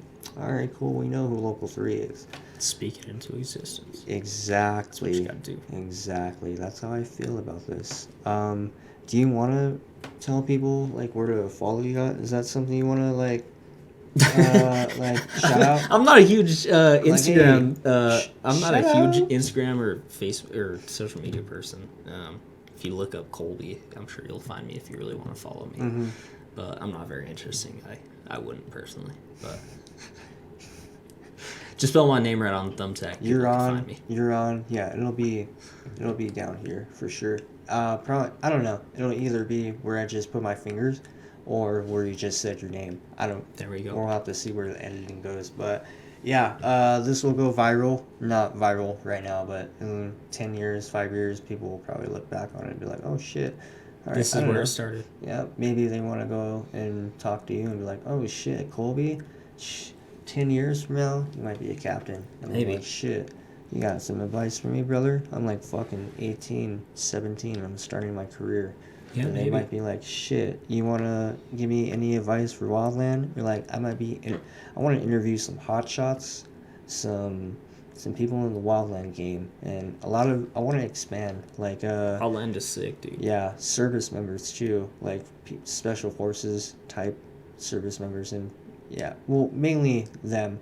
I want to get to know a little more about how that works, and also more healthcare professionals, surgeons, dental workers, uh, people who definitely. I've had an oral surgeon, so they've definitely have a huge scope of practice and they can speak on it, but it's also nice to get to know that person too. And it's, hey, they're making good money for what they're doing.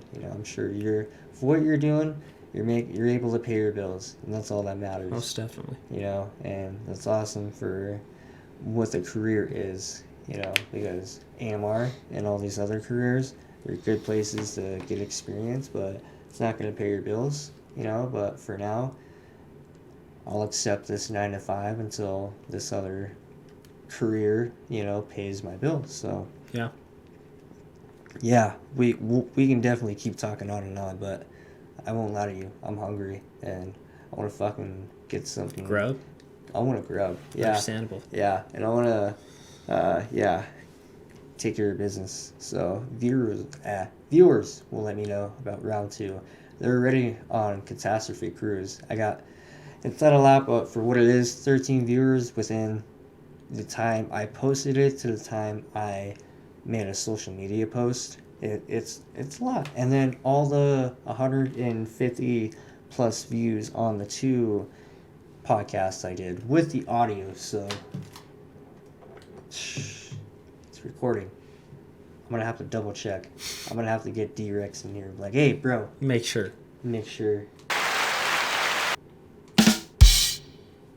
Hell yeah. Get that in there. But yeah, and then 13 subscribers? All the bros, all the fam, supporters, everybody's supporting this, and that's really all that matters. I'm having fun with it, and I'm just kind of seeing how it goes. As I grow and as the consistency keeps on going, it's gonna get a lot better. I have a vision for this, and that's all that matters. If I have a vision, I can make the steps I need to accomplish this vision. I want to have a more cinematic approach to this. Maybe I want to dabble in a whole bunch, but just as far as editing, it's gonna get really good. The editing's gonna get spicy, and it's gonna be to a point where the Ambitious Writers podcast is gonna be awesome. As far as all the other local podcasts, I got a partner I'm working with, and I'm sure it's nonchalant, but I'm gonna keep it nonchalant because that's what I want to do right now. But it's the vision we have, and it's gonna grow. It's gonna be awesome. The Ambitious Writers podcast. The Ambitious Writers podcast. This has been episode 4 with my friend Coleby. My friend Coleby Arellano. Yes, sir. See, I get sauced, get mixed up. It's like, what am I even doing? What planet am I on, huh? Where am I at? This is so surreal. I love it. I love that you came on. I appreciate you, bro. No, man. Thanks for having me. Thank you. This is awesome. Again, the Ambitious Writers podcast. Ambitious Writers. Do you have anything to say? Just thank you, man. Thank you. Appreciate the opportunity. Shout out to the Ambitious Writers podcast. Yes, sir. Yeah? Shout out. That's right. Episode 4, officially. If you haven't checked out the others or the YouTube channel in general, it's going to be fire. Some vlogs, some clips. It's going to be great. Catastrophe Cruise. We mentioned him, of course. Molly. Can't forget about her. And Pico Rico. 4 right there. It's just going to grow. And I don't even know. I will check you later. Like, comment, subscribe. Just show some love.